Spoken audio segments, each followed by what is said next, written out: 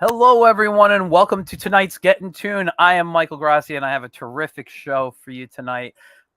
Before I introduce the guest, I just want to say this past weekend, I had a fantastic time at the Northeast Comic Con where I live streamed a bunch of panels I hosted with fantastic artists and yeah, so many talented people that if you haven't checked it out yet and you missed it, please go after this show, obviously, to the YouTube page and look up those on the Get in Tune live podcast or the Get in Tune at Northeast Comic Con podcast. I talked to people like Tim Clark of the Boglin Toys. I talked with Keith Williams about the Phantom. I talked about so many different things. Even this guy, Ron McCloskey, I think was his name. He is a Boris Karloff historian. So cool, that interview, man. I had so much fun. Anyway, I don't want to waste any more time. Tonight's guest is a author. He's a pop culture historian. He has written so many books, none that I own yet, but have been on my radar for so long that I want to purchase. I am dying to buy some of his books here, and I am looking forward to chatting with him about it. So let's get in tune with Mark Arnold. Hello, Mark. Hello. How are you? Hi. Good. Nice to see you. And you may see Mia here. Oh, that's great. Oh, okay. I told you I had dogs. It's okay, man. It's okay. I keep my door closed because I have a cat and my studio is constantly messy. And I would be just trying to pick things up and telling him not to knock stuff over all the time.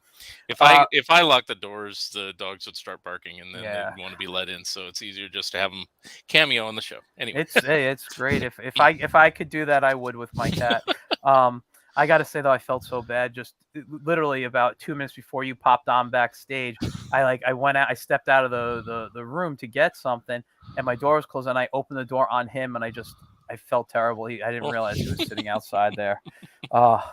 Now, before we also begin, I want to just let everyone know we have your website down below, funideas.50webs.com, where they can see your books and find out more about you, correct? Yes. Mm-hmm. All right. So before we get into your books, and I have your on my other screen down below me here, I have your Amazon page so we can look at your books later. But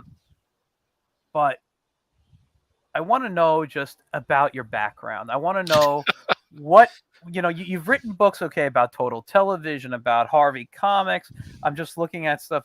You got one here, The Good Times, examining the monkey songs one by one. Stuff on Alvin and the Chipmunks, Dennis the Menace. I mean, Pink Panther. You name it, and you're talking about books about my childhood here. Yeah. What was it about these shows or these comics or whatever it is from your childhood that resonated with you so much that you wanted to write about these companies? Well, I originally did not know I was a writer per se. I mean, I was always interested in these cartoons from like day one. Mm-hmm.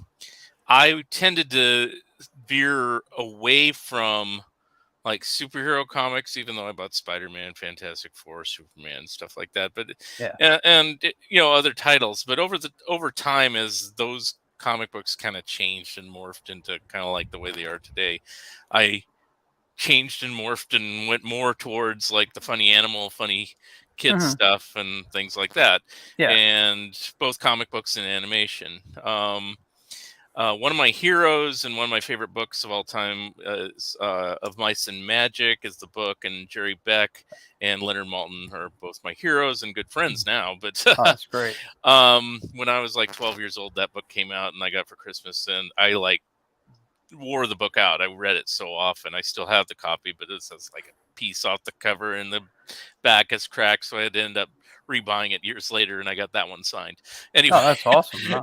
Anyway, so at the time when that came out, which was about 1980, I didn't think about myself writing these books. I just liked other people writing these books. And so I would pick up any book that I could find on animation. I'd pick up any book I'd find on old TV shows and musicians I liked and things like that. And over time, I found certain subjects nobody was covering. And even in Of Mice and Magic, a lot of the stuff that I like was kind of given like really short coverage, maybe a few pages, maybe a paragraph at best. And, it was like, of course, everybody thinks of Disney when they think of anime, Warner Brothers, all the big ones, which is fine. I like all that stuff. I'm not poo-pooing it, but I wanted to know more. I wanted to know about all these small, obscure companies and things like that. And my first interest was in comic books, and I started a fanzine back in 1990, which I published till 2011, called the Harveyville Fun Times. And the reason why I started that one is I knew a few friends that had also published fanzines about like bizarre subjects. And one friend of mine had this one called the Frostbite Falls Far-Flung Flyer. And it was all about Jayward and Rocky and Bullwinkle and everything. It's like, darn, this guy did what I wanted. But I became friends with him, and I said, is it hard to do? Do you make any money? It's the inevitable question. It's like, how do you get subscribers? Blah, blah, blah, blah, blah. And he kind of explained everything to me. It's like, don't expect to make a mint, but back in 1990, before the internet, you could make a decent amount from it. And you get to find people that have similar fan tastes, and then the thought was, what do I do a magazine or fanzine on? Because back then, it seemed like everything I liked had one. But it was my ex-wife, who was my wife at the time, and she said, why don't you do it on Harvey Comics? You like those? And I go, but nobody's written anything on that. I don't know anything. And she goes, well, then that's what you need to find out. And it's like, okay.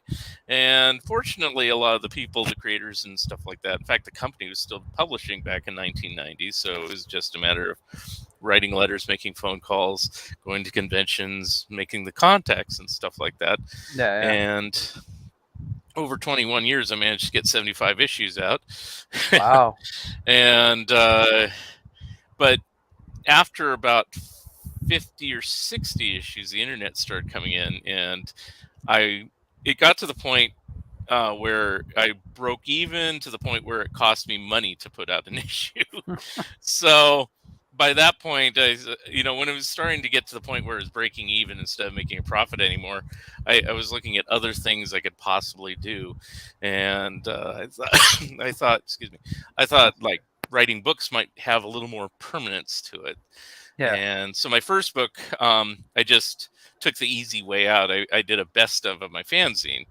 And a friend of mine had done a fanzine about theme park rides, of all things, and he compiled them into a book. And so I was asking him all these questions. How do you do that? Same thing what I did with the fanzine. How do you get this published? Does it cost anything? And do you make any money at? And the way he explained it, it's like, okay, it's not that difficult. And so it was like a challenge just to see if I could publish a book, because for years I'd write to different publishers and say, hey, I've been publishing the Harveyville Fun Times. Would you like to do a history of Harvey Comics? No. Well, Casper and Richie Rich are well known. Yeah, well, what have they done lately? And it's like, well, that's true. And I'm like, well, I'm stumped, so I don't know how to. So I've always kind of had this attitude. In fact, another reason I published my own fanzine is because I would used to want to write articles for different publications, and nobody wanted to publish me there either. And so I've always taken like the little red hen attitude. It's like, oh, if you won't publish me, I'll publish myself. So, but it eventually paid off. So that book, The Best of Harveyville Fun Times, came out in 2006, and that led to a few more paying gigs. I was then and still am writing for Back Issue Magazine by Tomorrow's. I don't know if you've ever. I know Tomorrow's. I actually, it's funny. This weekend at the show, I was talking to someone, and I meant to actually pick up one of their Tomorrow's publications. They write for the new one, Retro Fan. And I was telling him how I submitted something years ago, and it never happened. but I have friends who have written for the article. Articles or stuff for the tomorrow's publication. They're some of my favorite comic-based magazines. Yeah. So I've been writing them for a long time. I don't even remember when I started. It wasn't issue 1, but it was somewhere along the line. And getting articles in there, and then I don't know if you've heard of Hogan's Alley. Yep. It's like an annual publication. Love that magazine. Finally put out a new one. I've written for them and stuff like that. And Tom Heinches, one of the guy who publishes that, initially he was assigning me articles. I need an article about this. And then after a few of those, he said, well, what do you want to write about? I don't have any ideas. And somewhere along the line that was like, I'm curious about whatever happened to that company that made Underdog and Tennessee Tuxedo, because, they never write about it. I don't know anything about it. And it was just fortuitous timing, because 3 of the 4 owners had either articles written about them or were writing their own book at the time. And so I slowly got into contact with them. And eventually the first book, which was published by Bear Manor Media, was created and produced by Total Television Productions. Now, how this came about is the guy who publishes at Bear Manor saw my article in Hogan's Alley and said, do you think you can expand this to like a book length? And I go, I guess so. I didn't think I couldn't, but at the same time, I never tried to make a book out of something from nothing. Like I said, my first book was all reprints from my, fanzine. So it was easy. It's just scan the page and there it is, and maybe write an intro paragraph or something. This is actually doing something from scratch, but it came out in 2009, and, it's been a pretty consistent seller. I'm sorry, which one are you talking about? The original one, created and produced by Total Television Productions. Yeah, that's what I was going to put on the screen. Yeah, that one. This one. Yes. Originally, it was just in paperback, but it's now nice hardback. It came out a couple of years ago in hardback, so I always promote that because some people prefer hardbacks, and it's like, why didn't you put it on hardback? Well, Bear Manor wasn't doing hardbacks way back when, but now they are. So they've reissued a lot of their titles in hardback if you want that. They do cost a little bit more, but there you are. Yeah. So then after that, I decided after that, and in most cases I've succeeded, is again to try to write about topics that no one else really writes about. So some of them have come to me and some I've suggested. At one point, I think when I was writing the Total Television book, Ben Omar, who's the publisher over there, I told him, I don't know why, I just was having a conversation with him. I said, I have every issue of Cracked magazine and every issue of Mad and Sick and National Lampoon, blah, blah, blah, blah, blah, and for some reason that's stuck in his head. And so when I was done with the Total Television book, he says, you said you had every issue Cracked. And I go, yeah, I do. Thanks to eBay, I finally do. And he says, I want you to write the history of Cracked magazine. And I always tell people, my reaction was, does anybody really care? And I was a bit skeptical about it, but I put a feeler out on Facebook, and amazingly, not only did I attract fans, but I also attracted people who wrote and drew for the magazine over the time, and they were willing to be interviewed and stuff like that. And I go, this could possibly work into something. And so that became my second book. And strangely enough, now I'm a bigger fan of Cracked than I was at the time. I just kind of bought it and always saw it as a second-rate Mad magazine. But now there's elements of it I actually prefer that Mad never did. I got to say, I agree with you. When I was a kid, I'll just tell you a short story. When I was 8 years old, I was in the hospital for a week, and I don't know who it was, but in all these little gifts I got, whether it was from my dad's secretary or somebody gave me a Mad magazine, and I thought it was the greatest thing ever. And I became an instant Sergio Aragonés fan. He is my all-time favorite cartoonist, right? And then maybe what was it? When I was about 14 years old, I think it was 13, 14, I discovered Cracked. And I thought Cracked and Mad were both fantastic magazines, but there were things in Cracked that I found funnier than Mad. Mm-hmm. And I was like, these are both good. However, Mad was carried regularly in like the local pharmacy or supermarket or wherever I can get them, and Cracked was hard to find for me. I still only have like 3 or 4 issues of Cracked. I know that, but I have a bunch of Mad because it was more easier to get my hands on. I'm wondering, so where were you growing up? I grew up in a town called Mayapack, New York. It's about an hour and a half north of New York City. And I think the only time I could get Cracked was if I like went to the mall and went to like a Walden's Books or something and looked at their magazine. But I could find Man magazine at my local CVS or something, or at a newsstand in the deli. Interesting, since it was home based in New York for many years and stuff. I don't know. It was just hard for me to find. I don't know. I was out in California, both Southern California and Northern California, and I was always in generally near the big city or in the big city, and so never had a problem finding it, except for the very final issues. In fact, one of the last issues I never found at all, and had to finally find one on eBay a few years later.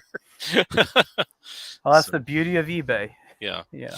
So, and that's how I, in the Wild West days of eBay, people say, how did you get all those? Because now people want like issues of Cracked. And I said, they're kind of hard to find now. Well, how'd you get them? Well, I got in the Wild West days of eBay where people would like put a stack of them and say, $5, it's like, okay. And now before it's like, anyone knew things were worth something, Right. Exactly. And it's like, I said, those days are long gone. I mean, I do recommend to people, if you're trying to get a complete set, don't have a problem buying in bulk and then sell off your duplicates, but it's not going to be $5 for a big stack like this anymore. So no, not at all, not at all. Yeah. So, so I mean, you talked about you're doing the Harvey comics because no one really was doing anything with Harvey. You did Total Television because you're just interested in Total Television, and you mentioned in the book, oh God, what was it? The of Mice and Men, right? No, not of Mice and Men. Mice and Magic. Jesus Christ! I'm sorry. I'm tired. I've read both. Tell me about the rabbits. Sorry. Well, talk about Steinbeck. You wanna? It's okay. Cannery Row. You guys, listen. I'm still adjusting. Grapes, come on.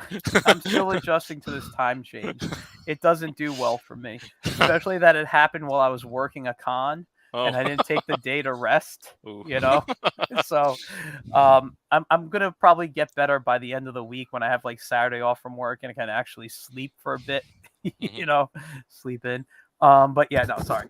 Of Mice and Magic, you were saying that there were these little paragraphs that only mentioning stuff. Now, obviously, some was Total Television, but what were some of the others that were not really mentioned that you were interested in that you kind of wanted to explore?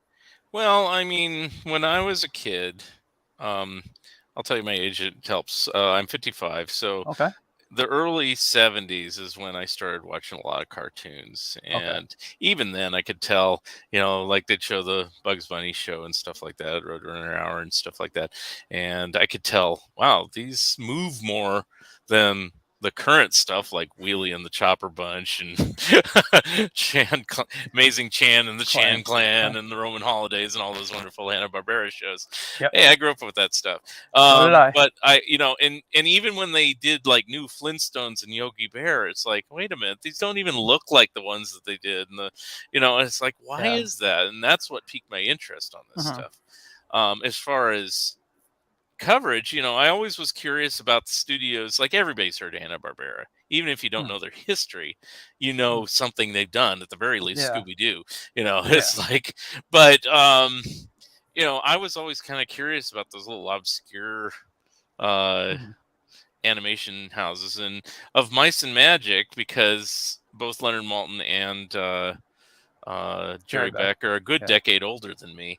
They grew up in the 50s and the early 60s, as opposed to me in the early 70s. So they consider basically everything that came out in the 70s absolute garbage. So there, there's no redeeming value to it. I mean, they won't say that. I mean, if Hanna-Barbera hires any of them to do a commentary, they're going to say this, Wheelie and the Chopper Bunch is great, because they're getting paid to say that. But, in reality, that's like, that's not their domain because they didn't grow up with it. I mean, and you could say that about current cartoons. It's like, it's not really my domain necessarily.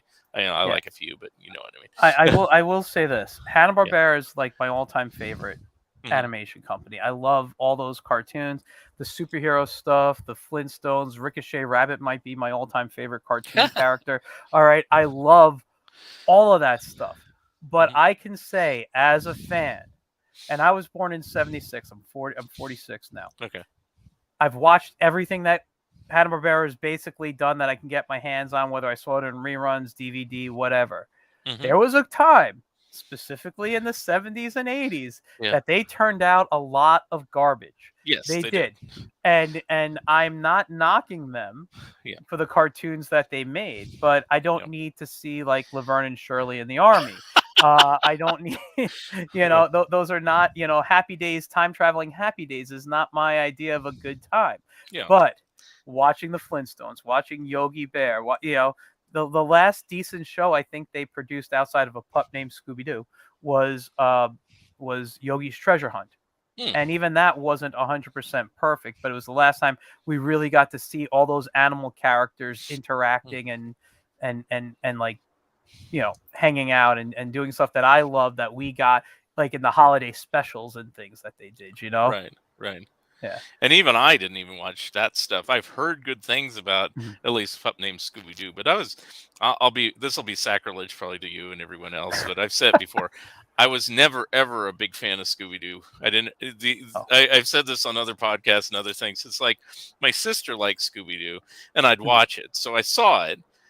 But the one I always liked, if I say I'm a fan of Scooby-Doo, is I was like the new Scooby-Doo movies that came out around 1972 because they had all the guest stars like the Addams Family and Don Knotts and Sandy Duncan. And all. That's the one I liked, but it wasn't because of Scooby-Doo. They could have dumped them and just had the celebrity cartoon.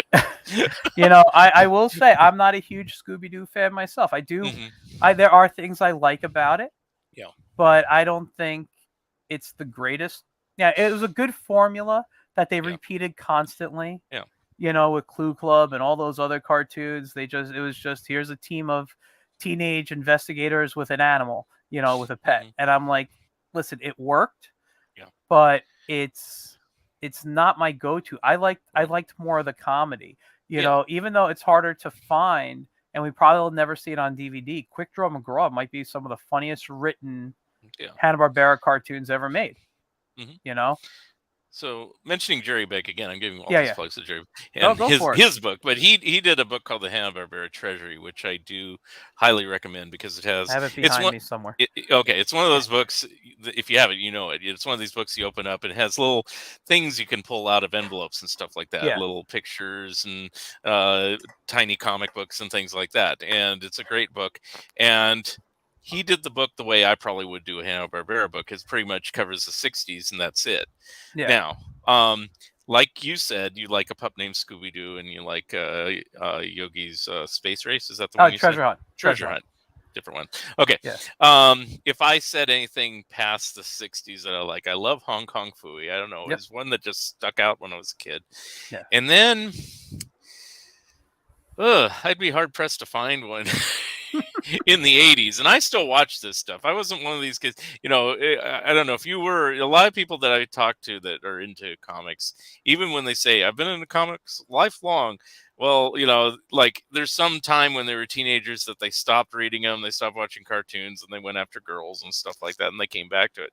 I never dropped it. If anything, I dropped everything probably in the last 10 years just because there's no Saturday morning to wake up to. And you turn on like a cable station and it's playing like SpongeBob 24/7 or something like that. Or now with streaming, it's like you can just jump all over the place. And, I don't know. The things I tend to gravitate towards are the things I already know. So it's like I watch like newer Animaniacs and things like that. I still got to watch finished even the first season of the new Animaniacs Yeah. on that. And admittedly, I haven't even finished it, and I have it on streaming and I have it on DVD. It's like one of these days I'll get to it. But I don't know. It's just, I don't know if it has to do with age or just I'm too busy or something. But I do get to things eventually. It's just my interest level kind of shifted over the years. It changes around a lot. I mean, listen, I have interests all over the place, and a lot of the stuff you're talking about, I have on DVD in my closet. And every so often I go out and I pull a pile of DVDs out and say, this is going to be my DVDs for the week or something, and so I do watch them, and I do collect those Hanna-Barbera things, even some of the shows I never liked, you know. And then there's a book that's upcoming. I'll promote one of my upcoming books. I'm looking forward to hearing about this. Was a work for hire, and I didn't really want to do this. Usually it's like I will request to do my own books, or like I said in the case of Cracked, Ben said, can you do history of Cracked? This is one that my friend Scott Shaw I know said, Scott. he says, first of all, Ben Omart, the publisher again, he says, oh, my child is really into that Pac-Man cartoon series that came out in the early 80s with Marty Ingalls. And and I said, and I'm watching this conversation on Facebook, and he says, you know anybody who could write a book about that? And Scott Shaw responds, he says, well, I was around at that time working on that stuff, but I know who could do the book, Mark Arnold. And it's like, and so I responded, well, if you can't find anybody else to do it, I'll do it. Because video games are not my, strong areas. That was about the time when I did play video games, but I certainly didn't watch the Pac-Man show. I thought it was a cheaper ripoff of the video game. And it's like, why would you watch that? And, I was already like 14, 15 years old, so I didn't watch any of them. I watched that Pac-Man cartoon. Anyway, well, you're 10 years younger than me, so you're right in the wheelhouse there. I watched enough to just say, ooh, and the only thing I watched, because I was still a Harvey fan, was their wretched version of the Richie Rich show, so I did watch that. So anyway, that's how I encountered it. But I just kind of dismissed the other stuff, the Monchichis and the Little Rascals and all that other stuff. I decided, well, if I'm going to do this book, because Ben kind of begged and pleaded with me, is like, I couldn't find anybody else. Yeah, right. So I said, if I'm going to do this, I'm going to do it the way I want to do it. Yeah. And so first of all, nobody's done a complete Hanna-Barbera history. Now, my book's not one of these lengthy books. It's only... This Pac-Man book's probably about 175 pages. Okay. And it's supposed to come out sometime this year. Okay. But I did put a complete Hanna-Barbera history, very abbreviated, but it takes, a big chunk of the book, only because I mentioned Jerry Beck's book, but you really need to get like 4 Hanna-Barbera books to get the full history of Hanna-Barbera. Yeah. Now, there is a book, and I don't have it yet, so I haven't read it. But it's from McFarlane, and it's supposed to have the complete history. And I'm dreading getting it because the guy didn't write it well. I don't know the author at all, but it looks like one of my books, but it's not mine. And I'm like, okay, so he beat me to the punch, but it doesn't matter. It still applies. So, and then I got original storyboards and everything for Pac-Man and stuff like that. So even if it was a work for hire thing and I really didn't want to do it, I put my best effort and made the book work for me. And I did actually get the DVDs from Warner Archives, and I watched every episode. And surprisingly, since I'm watching them now in my early 50s instead of going poo-poo when I'm in my teens, some of them come off actually pretty well. There's some stories that are actually pretty clever, and I like some of them. Not all of them, but I go, okay. So Hanna-Barbera was still kind of thriving a little bit in the 80s. I mean, it wasn't all just Laverne and Shirley and Happy Days and Mork and Mindy. Well, I guess that was Ruby Spears, but anyway, that type of stuff. But so I get it, so that's coming out. But anyway, that's my Hanna-Barbera story. So that's listen, that's great. That sounds like something I'd love to read. I have a lot of knowledge of the company just from my own research, but I'd love to sit down and read it. And that Pac-Man cartoon, I enjoyed as a kid. I go back and I've watched it now. It's not super good, but you're right. There are some things, and I have a Pac-Man shirt, not from the cartoon, just the video game. And every time I take it out of my closet to put it on, I think of that little Pac-Man thing he used to shout. Yeah. And I keep doing that, and I think it drives my wife crazy. But like anytime I take out a graphic tee that has a character, I always like scream the tagline or something. It's just, I don't know. I guess I'm a geek that way, but I guess to answer one of your earlier questions, like what's the passion and why do I write about these type of things? This is what I grew up with, and so since I generally grew up in the 70s and early 80s, it's like that's generally what I write about.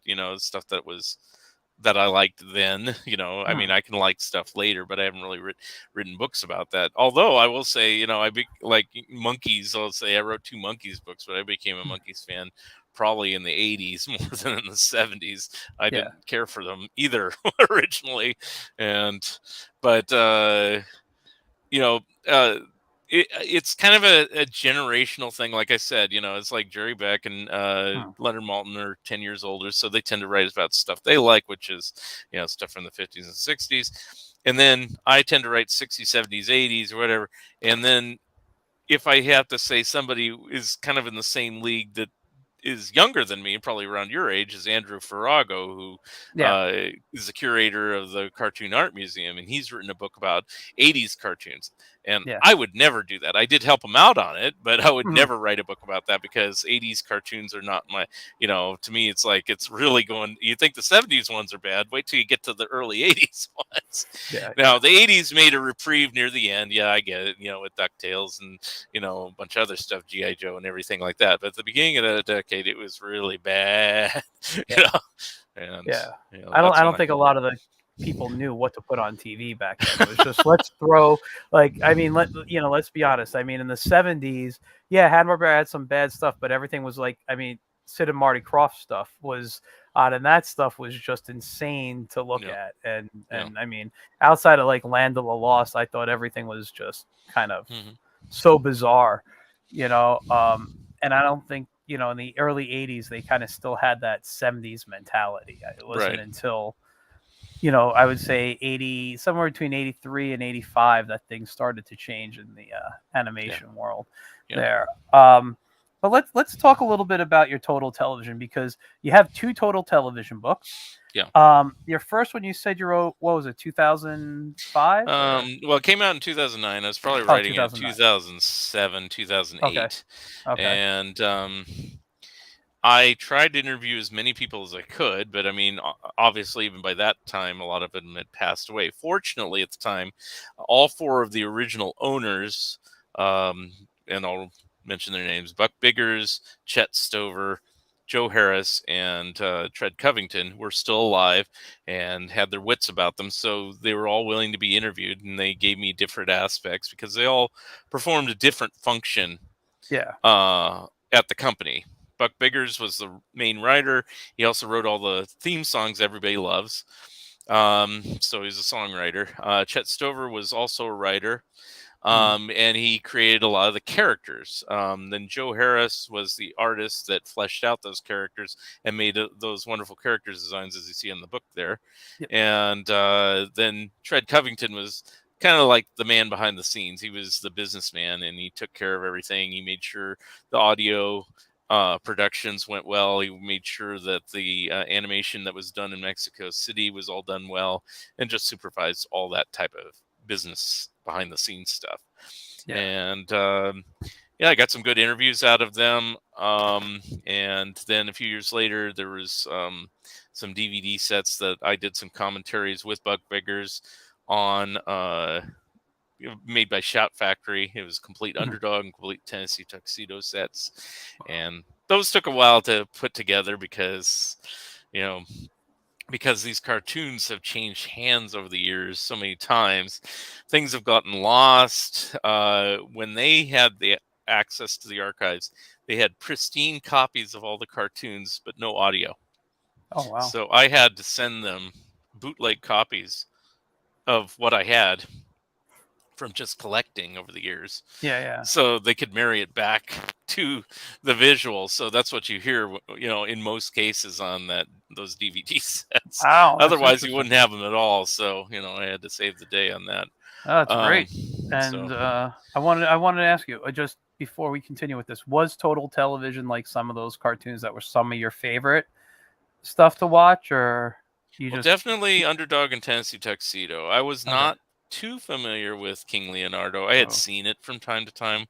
The Mhm. segments from it, a little bit more, because over time they tended to mix and match, and they Yeah, would even mix and match these with Jayward, which led a lot of people to believe that they were done by Jayward. The only thing in common with these cartoons and Jayward is that they have the same ad agency, Dancer Fitzgerald Sample, and the same product, General Mills, as a yeah, sponsor, and the same animation studio in Mexico City, Ogama Productions. okay, And other than that, Total Television was a full New York operation, had its own separate staff, had its own separate voice talent, everything. And Jay Ward was completely in Hollywood. So, yeah. I mean, they do have a similar style, but I think yeah. Jay Ward's style was a little what's the word I'm looking for? Not simpler. There was just something you can like look. At least me, I can tell the difference. I don't know if Yeah. that's just being an artist, and I'm Well, also a Jay Ward fan. Captain Crunch might be my favorite design and commercials they've ever made. But I'd yeah, say Jay Ward's just a little more sophisticated, especially in Rocky and Bullwinkle. yeah. It's like as Maybe time that's went it. on, I always say, I don't know if you're familiar with Hoppity Hooper, Yeah, which was Jay Ward's next series, and it's kind of not as well known as Rocky and Bullwinkle and then George of the Jungle. It's the one that was in the middle. I would yeah. say that was the show that was closest to a Total Television production that Mhm. Total Television didn't make. Yeah, I'd have to rewatch it, but Yeah. I have seen. I don't remember watching like the series or anything, but I remember watching bits of it. You Yeah. know, but And yeah, unfortunately, those are hard to find. I mean, I yeah, guess now you can get them on YouTube and bootlegs and stuff like that, but an yeah. official, pristine release, unfortunately, may never see the light of day because of just, nobody has the original stuff anymore anywhere. No, So, you're right. It's those days things disappeared, and it just happens. and I always have conversations with people. It's kind of funny. They make, these valiant efforts to find like an old silent cartoon like Oswald the Rabbit, or an Hmm. old live action Laurel and Hardy that's gone missing or something like that. But if you mention, oh, well, there's a show called The Beagles that the Inner Positives exists, but you need to spend a little money and get them reissued onto DVD. Oh, that's 60s cartoon garbage. Who cares about that? Oh my, But I guarantee you, in about 50 years, when it'll all deteriorate and rot, they'll say, hey, we should recover all the 1960s and 70s cartoons. It's like, well, they're all gone now because nobody bothered to do it when yeah, they had a chance. So, exactly. It's. I'm sorry, I'm just opening something here to show, but yeah, I mean, those things. I grew up watching all this stuff in reruns. Yeah. So for me, a lot of these stuff's great. Now, even though I loved Underdog, I mean, Underdog, one of my favorite characters. I've drawn him countless times growing up, learning how to, because the way I taught myself to draw was to record cartoons, play them back on the VCR, pause the screen, and then draw what I saw on the TV. So I learned to draw all these characters. Mhm. But I will be honest, I was more of a Jay Ward production guy, the Fraction yeah. Fairy Tales. It probably was my favorite segment that they Mhm. did, because I'm just a big fan of like fairy tales and stuff. Right. But yeah, no, I mean a lot, and like I said, Hanna-Barbera stuff was my go-to. Right. Now, in the first book, the Total Television book we just had up on the screen, Yeah. can you give us a little idea what that's about? Like, is it the history? What are we going to find if we go out and purchase that book besides a good time? Well, it is just a history of the company. It's a history of, those four principal owners, Mhm. their backgrounds, also the voice talent and the animators and storyboard artists and anybody that Mhm. I was able to get. I have I say virtually because I don't know, but it was a pretty small company. I have a virtually Yeah. complete list of anybody who ever worked for Total Television in the Wow. back. Um, and I tried to interview, like I said, as many people as I could. I interviewed a couple of the voices who, they've all passed away now. The only one I couldn't get a hold of, and he's still with us, but we got him later when I did the DVD sets, was Larry Storch, who did the voice of Mm. Mr. Whoopi on Tennessee Tuxedo. Yeah. But he doesn't have great memories of it. It was just something else he did, and he was in the middle of shooting F Troop and everything like that. Yeah. And I'm sure the same thing would happen if I didn't get a chance to interview Don Adams. He had already passed, so Fast. Yeah. I had to go by some archival interviews where he actually talks about Tennessee Tuxedo.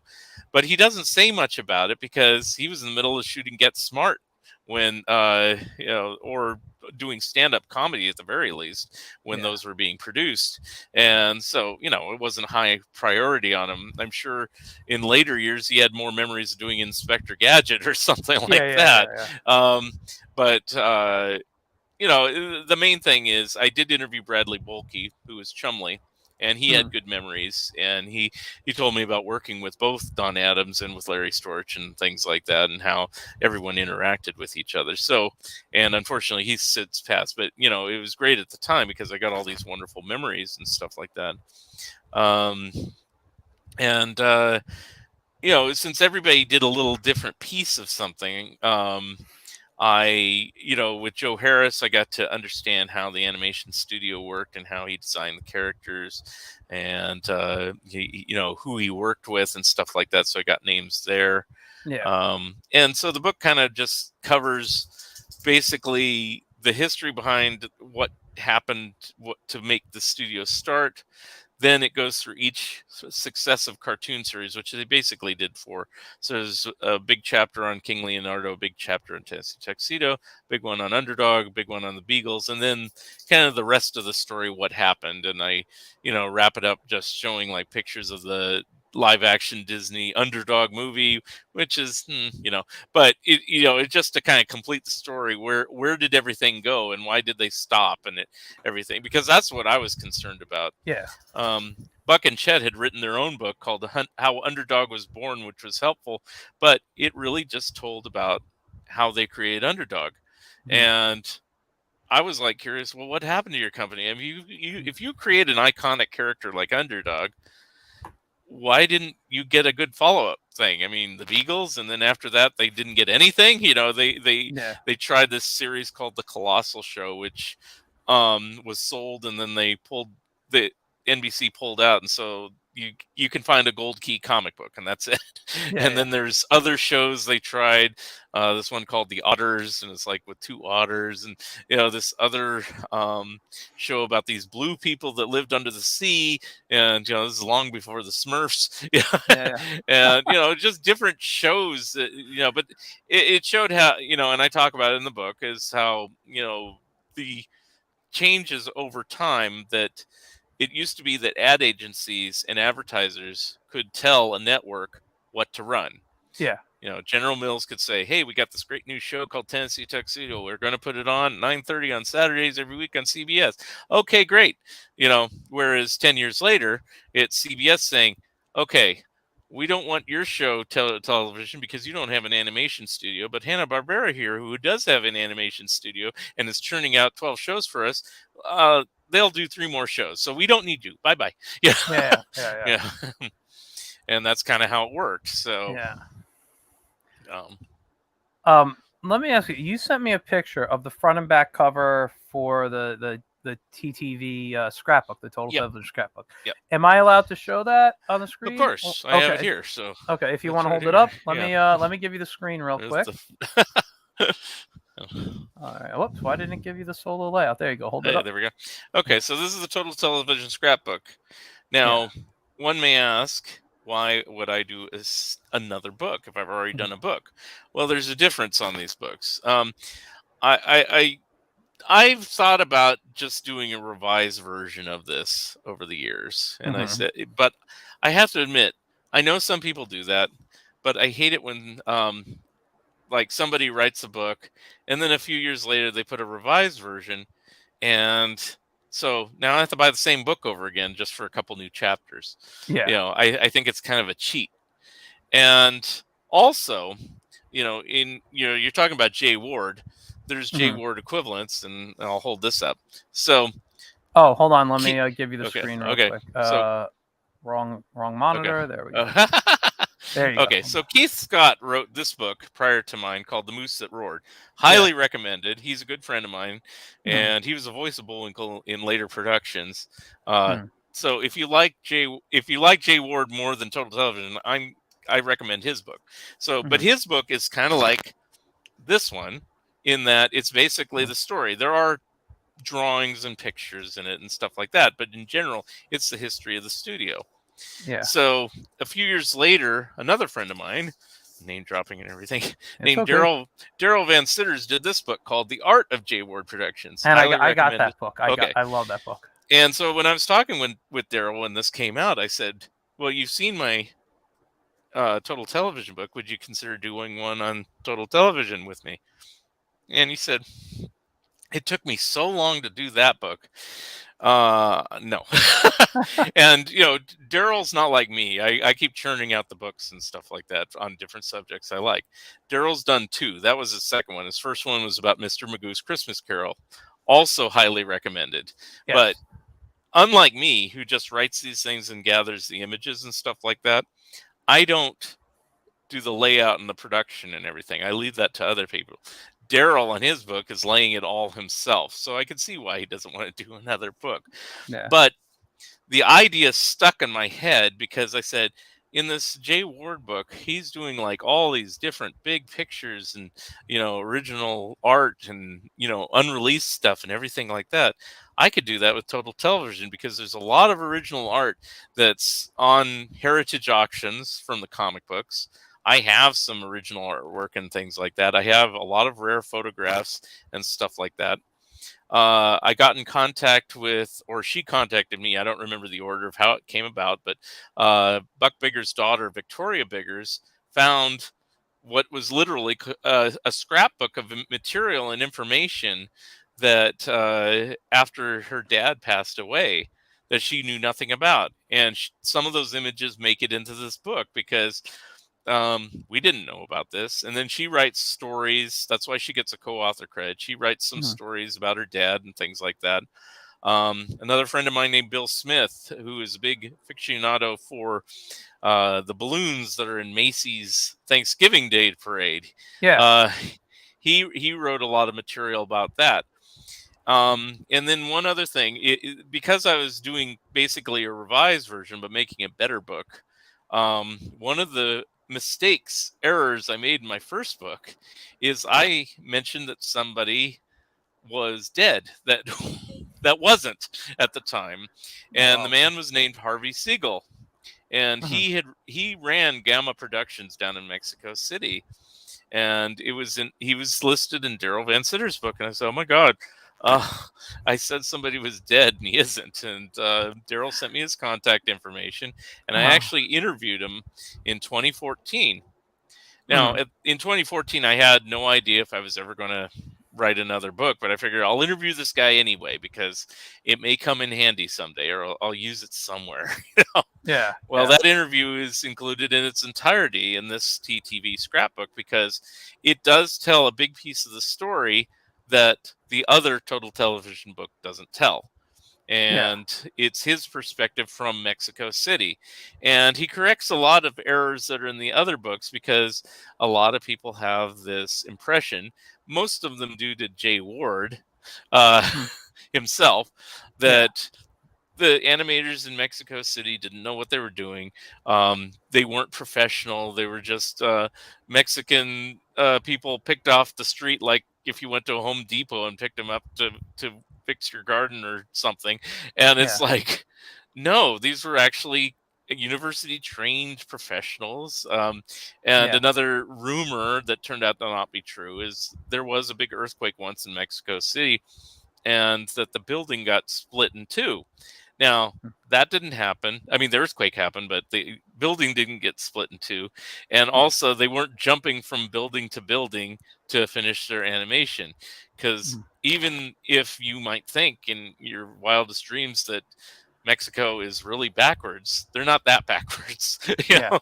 Uh, and especially in a big city like Mexico City, it's just like any other big city here. They have laws and ordinances and other stuff. They wouldn't allow somebody to basically do an animation studio in a condemned building. So, Yeah. so this Harvey Siegel, he dispelled a lot of the myths. So that's in this book.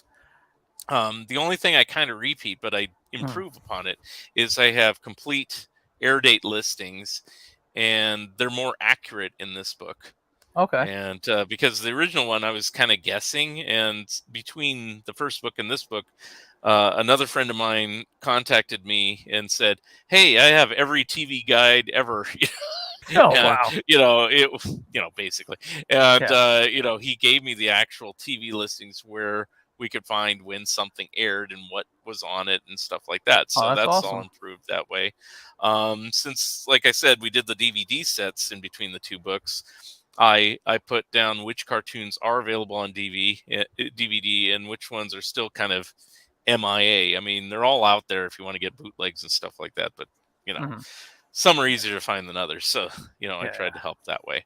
Yeah. And the other thing, which I was pushing for years, which now, if you want to put it back to me, Yes, I will. I've been trying for color in a Bear Manor Media book for years, and he finally honored that request. So I have a color Oh, version of nice. my book.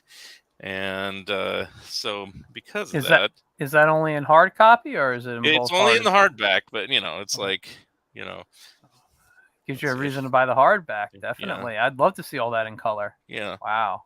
And, and some things obviously aren't going to be in color because, they're original art, but, All right. Yeah. it's like, even that is like, if it's kind of yellowing or something like this is, I mean, Yeah, yeah. yeah. Can we just, since we're just talking about the art right now, can we just say you have two of my favorite artists who did the cover, the front cover and the back cover of your book? Oh, yeah. Um, Jim Ingle, who did the cover, Yeah. and Matt Hansel, who just actually had I believe a successful Kickstarter for Yeah. his Barty and Spud comic. Yeah. I am such a fan of those two and the work, and Matt being a current Underdog, or at least was. I don't know if they're still making the Underdog comic, but Yeah. he was drawing the Underdog comic for a while too. So How that came about was, I mean, I've Facebook friends with these guys forever. It yeah, doesn't mean same. I necessarily know them. Yeah. But I interview. I have a podcast too, and Yes. over the Would you like to pitch years, it? Pitch the sure, it's podcast. called Fun Ideas Podcast. It's kind of like this one, except it's not live. So, but I do interview people basically in the comic book industry, the animation industry, and movies, TV, music, celebrities, and also just fans. Originally it was just an audio podcast, and then over time it started in 2018. Then over time, it's because of the pandemic, it switched to video, and still don't do it live like this, but it's live enough. I mean, it's like, we record, and then when I put it up, it's pretty much as is. Occasionally somebody will say, "Can you edit that out?" Which fine, I guess so, if I'm not live, but anyway. So I had interviewed Matt first, way back when in the audio days, and I think he was already doing the Underdog comics, and so we talked about Underdog on that episode. Jim Angle I just knew from way back when and liked his artwork, but I think it was when I was doing, in fact, I know it was, one of my books is about Alvin and the Chipmunks, and he got wind of it, and he was a recent podcast guest, so he tells the story better on there. And that one is a video one. He just sent me a drawing of what he thought should be the cover, and I said, okay, and I have no problem having good artists doing my covers. In fact, that's what I prefer. um, so like, this one, going back to my original book, his name's not on there. It's Mike Kazala. Okay. Mike Kazala did the Ren and Stimpy comic book for years. He's done animation for The Simpsons and things like that. He's not big on social media, but he's a good friend in that regard. And he did that book, and he did my DePatie Freeling book cover, Pink Panther. And when I did my Monkeys books, I got the aforementioned Scott Shaw to do the covers because he used to work for Rhino Records, and he's a huge Monkeys fan and stuff like that. So I try to get people that I like, but also that I know are fans of the material. Like, I wouldn't get Jim Engel to draw a cover of something he's not interested in. He'd probably do a good job for it, but he even told me on my show, this was a drawing or painting or whatever, digital painting actually, that he actually just did. He just said, I want to draw a picture with all the different Total Television characters in a castle, in King Leonardo's castle. Fine.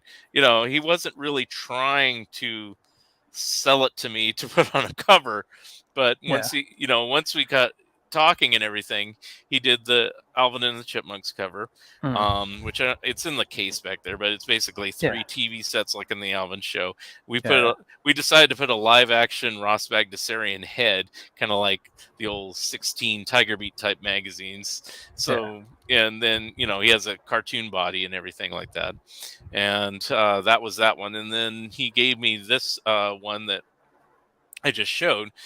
And it was just, in this case, the Total Television was just kind of a drawing he liked, or a painting he liked, just for his own amusement. But at the same time, it worked for my purposes because I was trying to promote big artwork. Yeah, there we go. Yeah, that's the Alvin. By the way, I do remember, because I'm connected with Jim and Matt both on Facebook and I think on some other social medias too. But I remember when Jim originally posted those in black and white before he colored the cover, not this one, the Total Television one, and I was just super. I would stare at it. Since you actually sent me that artwork, I actually have zoomed in and like studied his work. Yeah, like closer up. I love it. I love this stuff. And I said this on my own podcast, and it's true. When I was a kid, and you'll probably agree with me since you're a Hanna-Barbera fan, I always liked whenever they had big combinations of characters. So, I mean, even though it wasn't the greatest show in the world, I liked Yogi's arc, let's say, because it had all the characters on it. And in the comic books, they used to have this little thing at the bottom of the page that was like what are those called? I can't even think of what it's called. It just had all the characters in just like a model sheet. That's what I'm thinking. Yeah. And I said, oh, I would kill to have all the Hanna-Barbera model sheets, so it's that type of thing. So when he presented me with this cover, and it has all the characters on here, I'm like, salivate, salivate, salivate. Now, this is already underway, and then Matt and I had already talked, and then he came out of the woodwork and he said, oh, I expect you to be looking for a cover. And I said, sorry, I mean, I already got one with Jim Engel lined up. And he goes, oh, well, never mind. And I go, but I don't have a back cover because we didn't talk about that. Like in the case, going back again to the original one here. Yeah. Mike Kazala also drew the back cover. Let me just zoom in on that there. Okay. Try not to be all shiny. Layout. It's okay. Yeah. There you go. Oh, nice. I like that. So I mean, and he got a little of every character. These are the Beagles up here. Yeah. He was missing Klondike Cat, and so I had him add that, which made it perfect. So they're like falling out of the airplane here. But you got like all the major characters here. They're all chasing him. All Mad World or whatever. Yeah. Of course, you're gonna put Underdog on a soapbox. Whoops, because he's like the main one that everybody knows and loves, and But anyway, so on going back to this one again. So on the back cover here, I came up with the idea. Well, Matt, I like your artwork too. I don't want you to do something that would be just similar to what Jim did, just in your art style. And my idea was, can you do it like an old Golden book? where they have the characters around the perimeter, Mhm. and then you put text in the center and saying what the book's about or whatever golden books are about. Yeah, And, yeah. so that's what this is kind of based on. So if you see an old golden book and it has like the different various characters, I thought that when I was going to say, I thought that when I saw it, because all it needed was that little like outline pattern, whatever it is. They have this little oh yeah, weird, the frill, yeah, the weird shape on yeah. it. We didn't go that far, but then I Yeah. thought, we have it on here Yeah, because he yeah, did yeah, put yeah, that yeah. border on there. So we didn't want to make it too golden bookish Yeah, because yeah. it's like, there's not really connection there other than we're trying to make it kind of look like a big children's book. So Yeah. No, but and it works. Their art, like I said, two of my favorite artists to look at. So yeah, you guys, you got some really talented yeah. artists just to like make, be the first thing that people see when they Right. look at the book. Yeah. And I can draw too. And people always say, Mhm. well, why don't you do the books yourself? And I said, well, I could. And I actually, in the book, there's a few pieces of my own artwork in there. I Mhm. said, I'd rather have people that I admire doing the artwork and then I don't have to do it, And also, every artist does this. You look at your own artwork and you're like, oh, I could have drawn this better. It's like when Yeah. it's somebody else's artwork, I can just always look at it and go, I like this Yeah, cover, yeah, yeah. Yeah. But I have a good sense of, you know, presentation and stuff like that. And that's why I could visualize, hey, do it like a golden book or something like that. Yeah, yeah, And, yeah. and he got it. And, because of that, it works. So anyway, No. That's great. That's great so stuff. those books. Yeah. So I'm sorry, I'm still impressed by the artwork.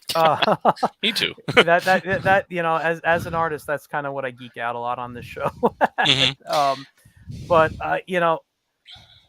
so you now have two books on Total Television. You have a Hanna-Barbera Pac-Man book coming out, really, Yeah. with the history of Hanna-Barbera. You have anything else in the works for you could talk about? Yeah, I can talk about everything because everything's in various. I have 5 books that aren't published yet. Okay. That's because during the pandemic things slowed down, and unfortunately, sometimes I have to pull certain books from some publishers and plug them in with other publishers. Total Television Scrapbook was supposed to be published by somebody else, but Bear Manor graciously took it on and actually agreed to do the color that I wanted. That's the reason why I didn't do it with Bear Manor in the first place, because he never could do color. And we mentioned my Harvey Comics Companion. I wanted that to be a color book, and I'll explain. That one was originally supposed to be by Tomorrow's. They balked on it because they couldn't get all the proper permissions. And I said, am I free to take the book anywhere else? Because I didn't want to sit on it for 10 years waiting for them to get the permissions. Yeah. And I took it to Bear Manor. It came out and it's good, but it's not really what I wanted, because I wanted that one to be in color as well. But, Well, let me ask. I'm sorry. Go ahead. Before you continue, I'll ask you the question. Anyway, to answer your question, so I'm waiting for the Pac-Man book to come out.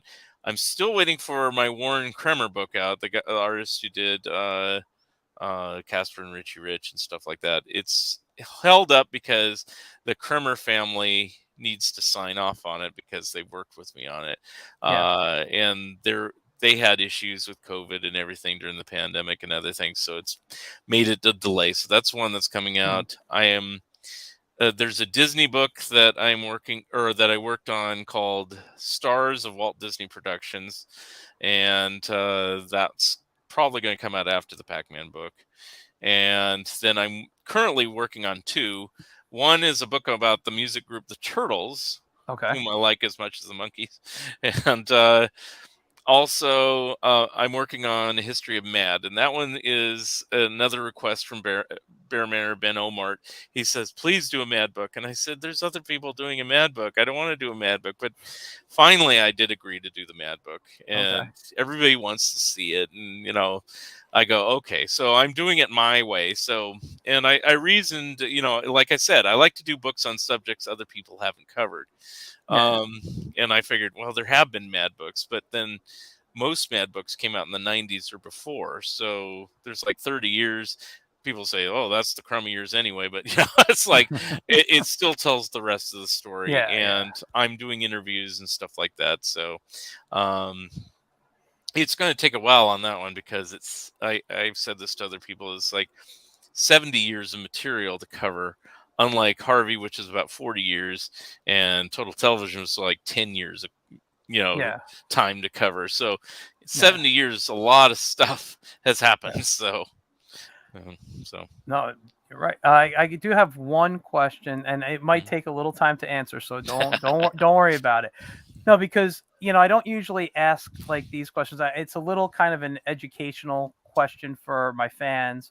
Mhm. Um, most of the authors I have on here and comic artists, they're self-publishers, but you're being published by actual publishers.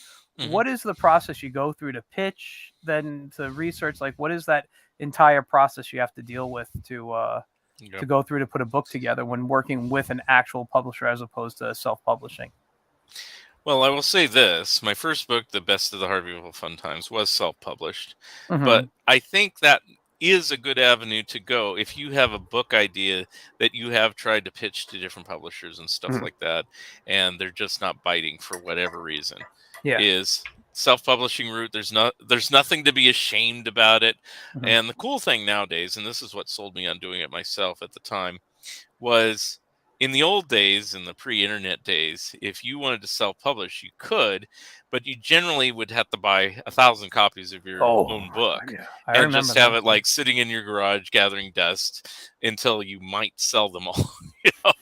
Because they Man. always had minimums of that because this is the traditional, I think, offset press printing or whatever like Yeah, that. yeah, yeah. The way they do it now is, it's kind of a print on demand format, and so it's a lot cheaper. And if you don't even want to buy a copy of your own book, you don't have to. If you're doing any sort of self-publishing, or even if you're working with another publisher, always pick one that won't require a fee to do it. If you have to pay a fee, run away. That's how Yeah, yeah, yeah, yeah. because there's no point in paying somebody to publish your book, Yeah. So, um, now the good thing about self-publishing, and I can only speak from experience, is again, Bear Manor, Ben Omart, Bear Manor saw my Harvey book. He saw my article in Hogan's Alley, and so he approached me to write a book because he Mhm. saw that I had a book that actually was selling on Amazon and things like that. And because of that, he took a chance. Um, and that's what Bear Manor does. They publish, pop culture books on Yeah. animation, comic books, old movie stars, radio scripts, all sorts of things like Yeah. that. I've been And on their came, website, yeah. and I got to say, a lot of their books is stuff I would love to read. Yeah, and I bought a lot of their books. Fortunately, I get a little discount because I'm an author there too. That's an Yeah. advantage of working with. So, Bear Manor isn't the only one out there. Some people have different success with different publishers, but the two biggest that publish this kind of pop culture type stuff is Bear Manor and McFarland. I've never Mhm. worked with McFarland. I've heard good things about them, but and then there's other varying small publishers. Now if you're one of these people, it's like, I want my book to appear at a bookstore. Well, that's nice and grandiose of you, and I want to be on a big imprint publisher. Well, you can. The thing is to keep in mind with working with, say, any of them, I'll say, rattle off names like Random House or uh let's see, what's another one? Inside Editions, I'll say, which is the one that did that Hanna-Barbera book I'm talking about. Um, and any number of books you'll see just in a general bookstore like Barnes and Noble or something like that. Uh, the good point is you can get a big hefty advance, especially if there's something that somebody wants to have and read, but you might have to have a literary agent, which can take some doing. The bad point is if your book comes and goes because it's like it's a big flash in the pan book, it's like it was selling for like 2 weeks and now it isn't, well, they'll just take it out of print and that's the end of that. So Yeah. um but yeah, hey, so I have to say, it's like, yeah, all of my books are currently in print, so I mean, they're not going to be any collector's item, I figure, but at the same time you can access them. It's not like certain books that you see published and then next week it's gone and it's trading for $200 on eBay because you can't find it anymore, which happens a lot nowadays with low print runs. So that's the reason of working with these type of publishers. You can always just write a letter directly. I speak of Bear Manor because he's published majority of my books. And Ben will look at any idea. I can't guarantee he'll publish you, but he will definitely consider ideas, and he's very hands-on. He will respond. He's not one of these editors that just takes your email and ignores it and stuff like that. So I mean, that's kind of like the basic tips. So the other route is if you want to do your own Kickstarter. I've done that for a couple of my books. You mentioned that I did a Jack Davis book and a John Severin book, and I did those in conjunction with Mort Todd, who was an editor of Cracked for a while, and he worked at Marvel and stuff like that. And we worked on that together, scanning the pages and compiling it and stuff like that. And he knew about Kickstarters better than me, and he did one for his own Monsters Attack magazine, which was published by Crack back in the 90s. So and it did reasonably well, Kickstarter. It's like we made little little things, what are they, I don't know, little promotion or whatever, if you come to the different level, you get a postcard, or you get a painter's cap and all sorts of weird little doodads, t-shirts and stuff like that to get people to contribute more money, and did a decent amount. And so the books got published. You can still buy them now. You can't get all those extras, but you can still buy them on Amazon. So, or through me, I have a few copies. Well, right on your website, right? Mm-hmm. So what was I gonna say? No, but that I mean, that's interesting stuff. The especially about, what was the name of Bear Manor? It was called Bear Manor. Yeah, Bear Manor Media. Bear Manor Media, and like I said, I have been on their website. They got a lot of great classic, content there for people who would love the stuff. I think I've seen, and correct me if I'm wrong, but I think I've seen things about like Abbott and Costello and all that era of comedy, and so I mean, it's a wide range of stuff on there. And the advice I always give people who want to write a book, they go, "How do you write a book?" And I always tell people, write a book. I mean, that's it. If you're passionate about something, for whatever it is, let's say you want to write about Yogi's Space Race. Let's say you want to do a book about that. If you're really excited about that show and that's your favorite cartoon that's ever hit the airwaves, and you know everything about it, you've interviewed people, you have production drawings and everything like that, and you think you can write a good book, don't wait for somebody to publish it. Just write the freaking book. It's like, because you're going to have to write it at some point anyway. And if you're passionate about it, and I've done that in a few cases. I started writing books long before I got any sort of agreement with anybody, just because, like, even the Turtles book, we started on spec. We were working with a different publisher, which name escapes me. It's a publisher that publishes music books, which is why it's not a Bear Manor book. But it took a while, and we didn't have a publisher for a while, but we wanted to do this book. And it's a friend, Charles Rosenay, and I decided, well, let's just start writing it. The publisher will come along eventually, and it did. So, we do have a publisher, and we did. I don't think we turned in the manuscript yet. We're waiting for like a couple more interviews, but the guy's interested and wants to publish it. So, and that's the reason why. I mean, it's like, if you need to promote something to get it published, well, you can make excerpts and you can, make outlines and all those other nifty things, but you can still, in the meantime, write the book. Exactly. Now, if that is daunting to you, like, oh my God, I don't know if I want to write this book, then why are you trying to become a published author? It's like, and if you're doing it for money, no, that's not the reason to do it. I make money off of these books. Yes.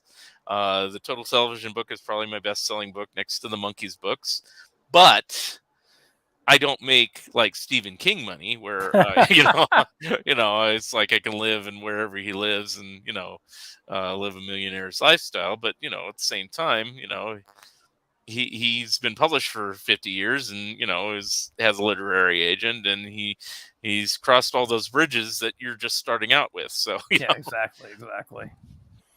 So And your books, they all are up on Amazon, correct? There's yeah, nothing. Okay, so I have my own page on Amazon. I don't know the yeah. exact address, but if you do a search for Mark Arnold Well, what we're gonna and do? any of the titles, if you just put Mark Arnold TTV scrapbook and on Amazon. By the way, I will say this: I've already Yeah. put the link in the ad that I was advertising it with, but I'm going to put it in the comments right now for your Amazon page. Okay. There is an And exact address. I just don't have it memorized. yeah, I don't. It's I just know how to search. Yeah. Well, if you go to my Facebook page, you can click to it directly, which is another reason why I don't have it memorized. It's like you can click on all the links. You can go to my Wikipedia page. You can go to my IMDb page. You can go to any page. These are great, though. I mean, so the best of the Harveyville Fun Times. I'm just looking. That was your fanzine. You said it's just a collection of it. Yeah, that was my first book and self-published. Wow. And then if we talk about ones we didn't talk about, I did Think Pink, which was about Patty Freeling. I did another Disney book called Frozen in Ice, which covers the period after Walt died and before Michael Eisner took over, that nobody ever seems to talk about. They only talk about, when Walt was around, or, hey, Michael Eisner, he did all these great things with, Little Mermaid and Beauty and the Beast, but, oh, you can't talk about those stinky years where they did The Rescuers and Bedknobs and Broomsticks and all those horrible Disney comedies. But that's what I talked about. So there's all my books and everything these are all like your books, the Think Pink. And the comic books on there, I did get a couple comic book stories published, and through the same publisher, Matt Hansel, published through American Mythology. So that's why I'm in some of the Pink Panther comic books. And I was going to say, I actually have a couple of them. Yeah. So I've had a few comic book stories, but it's hard to get comic book stories published through them, at least for me. So I only have a handful. But you pick on the Beatles here, huh? Yeah, that one's a self-published book too, strangely enough. That was again a situation where, hey, do you want to pick? You want my book about the Beatles? Nobody was interested, so I published it myself. So here's your Frozen in Ice. Yeah. Then that Archie book is a book that Craig Yo wrote, and I wrote a few pages in it. And helped out with some of the images and stuff, so that's why that one's on there. The one that's like the Charlton Bullseye, that's like about in the middle there, that one, that was a publication by Mort Todd. He does an extensive article about Sick magazine that I wrote. And if you see all the way to the right, there's like an original issue that somebody was selling of the Harveyville Fun Times, still available there. But most of those issues are out of print and stuff like that. So wow. But anyway, that's a little smattering of what I have and what I do and things like that. That is great stuff. Listen, you are I gotta say, number one, I haven't read your books, but you are the author I should be reading. That's what I'm gonna say. You write about the stuff I love. A lot of people who I'm friends with love this stuff too. I think I told you a short story about how I was away at a con talking to a friend this past weekend, and I was telling him you were going to be on the show, and he was telling me he had the Total Television book, and I'm like, no, the scrapbook. He's like, there is no scrapbook, and I show him the picture, and he's like, I got to get it. And so the main thing I like to do, and so you'll probably like the books, I model my writing style kind of after Steve Cox and a few other authors that did TV show books back in the 80s and 90s. They wrote books about like Gilligan's Island and I Dream of Jeannie and TV shows like that. And they write in kind of a readable style that, to what I like to term kind of like user friendly. I mean, it's like, for lack of a better term, it's like, it's not highly technical. I've seen books about cartoons and animation that could put you to sleep, just the way they write it with technical jargon and stuff like that. I'm also not a big fan of doing excessive amounts of footnotes and end notes and all sorts of notes and everything like that. I'd rather have Yeah. the reference within the text. So you don't like flipping in the back of the book. It's like, where was this quote originally from? Blah, blah, blah, blah, blah. Oh Oh, yeah, it's from yeah, this book. I just say, as quoted in this book, here it is, the quote, yeah, and yeah, it's yeah. like, and just leave it at that. So it's kind of my own writing style, but people generally are pleased by it because it makes it easy to read. And that's what I wanted to do. I Yeah. want it to be an easy book that's laid out, that just kind of tells. And I also don't like to tell the story kind of from my perspective. So and this might be my journalistic background coming into focus, I would rather have Joe Harris, the animator, characters designer at Total Television, tell the story of how he designed the characters Yeah. with his own words rather than me telling you what he said. So it's a little bit different, and but people generally like it. So, Yeah. it kind of gets everyone involved, and I've tried to do that with every book. And so on the Mad book I'm working on now, yes, there's some things they don't talk about. So obviously I have to come up with a narrative and say, well, in 1956, this happened, but here's Al Feldstein, the editor, to talk about, what happened when he was called that day to edit Mad or something, and the quote goes from there, so. That's great. I gotta be honest. I've had an idea for a while for a book, and talking to you, I think I may have to start focusing on it after I finish a couple of projects up. It's you you inspired me, man. Yeah. Just listening to what you're doing, what you're writing. It's pretty cool stuff, dude. I can't wait to finally get a copy of some of your books, specifically the Total Television. I love all that stuff. I saw you had a Dennis the Menace book there. I love Dennis the Menace. I love all that stuff. I mean, listen, if it's from the 60s, 50s, 60s, 70s, 80s, even some of the 90s, I'm a fan, and everyone said, being a cartoonist, everyone's like, who's your favorite cartoon character? What's your favorite comic? I don't know. Yeah. I just love so many things. But like when I mentioned Hanna-Barbera, I could say I liked Yogi's Treasure Hunt. I like The Good, the Bad, and the Huckleberry. I think I might be the only person in the world who likes The Good, the Bad, and the Huckleberry. It's like I said, I like Ricochet. I love the animal characters. So what Hanna-Barbera is, you go, who's your favorite Looney Tunes guy? I don't know. It depends on my mood. You're like, I don't know. I just love all this stuff. But Total Television, Underdog was such a big part of my childhood, especially with learning to draw him, that anytime I could get my hands on something about Underdog or the company, I absorb it. I just want to absorb it. So there will be a purchase in my future. I just don't know when, but I have 2 Total Television books in my future to be reading. Very and good. One has to be hard copy because I need the color. Yeah. In fact, I just got an endorsement as of 16 minutes ago. This is from Jerry Beck. He got my color book, and he says, Mark, got the book today.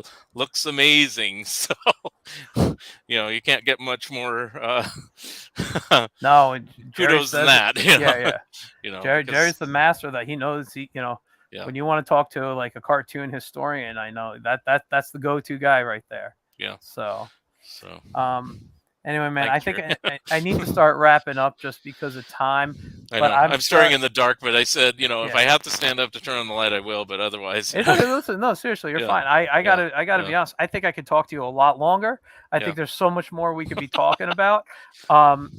But we have a different time zone we're both in, and I do have work in the morning, so I do need if you to want wrap it to up. have me back sometime, talk about just one comic instead of all my books. Or something. I'm sorry. I didn't mean to talk about all your books. I didn't mean it to come out that way. I really wanted to focus on the Total Television stuff. Right. But which we did. I thought. Yeah, we did. But there's just so much that you have, and just the knowledge and the I was.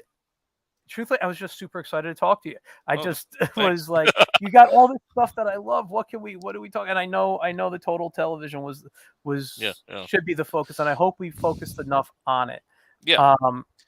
But I will say to the audience, go to the website, order your books. Seriously, these books, I haven't read them yet, but if you have Jerry Beck saying how good something looks, and how good your books are. You already know. You don't need anyone else's like approval. You got Jerry Beck right there. It's You know, he says it he all. he generally supports everything I do. I Yeah. mean, I mean, I'll tell you this is Mhm. before. Which I didn't agree with him then or now, but it's like he said, when you put out your DePatie Freeling book, that will be your best book. Mhm. I go, okay, well, it's hard for me to tell because it's my book. I'm so close to it. I, Exactly. don't- but, I don't know which one's my best. I personally like the Harvey Comics Companion as my best book, only because that was the book that took the longest to put out because I basically started it with the fanzine 30 something years ago. And that was the one I wanted to make into a book. And so it has the lengthiest genesis. And the fact that it even came out in 2017 is like, a huge sigh and relief because I wanted to be out before anybody else put some cheaper, dumb version that wasn't accurate. So, Oh man, so, well, that's actually on my list of your books too to pick up yeah. too. Just to let you Right. know, the Harvey Comics Companion. I am Yay. such a big fan of Harvey Comics. So anyway, I'm gonna drop you backstage. Can you hang out a minute backstage? Sure. All right, man. Thanks again for coming on. I All really right. had a blast chatting. All right. All right, Very all good. right. Thanks Thanks. a lot. All right, guys. So that was a lot of fun for me. Like I said, super inspired.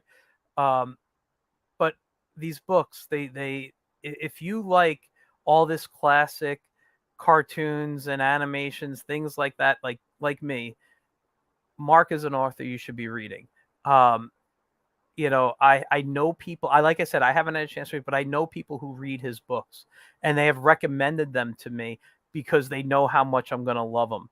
And these are people who I share a lot of the same, not just interests in, but like reviews on. So if I was to comment on a movie, they're gonna have the same opinion. So maybe not reviews, but opinions. We share the same opinions on all this stuff. So I know if they recommend the book to me, there's a very good chance I'm going to love it. Check out these books. The links to his Amazon page is in the comments right now. I will be back next week with a new guest. We'll be talking to a writer from the Big Bang comics. We had Greg and Chris on a week or so ago, and now we're gonna have one of their writers on. So I'll see you next week. Thanks for tuning in. Don't forget to like and subscribe. And thanks again to Mark for coming on because it really was fun. I really did have a blast. And I'll see you guys soon. Bye, guys.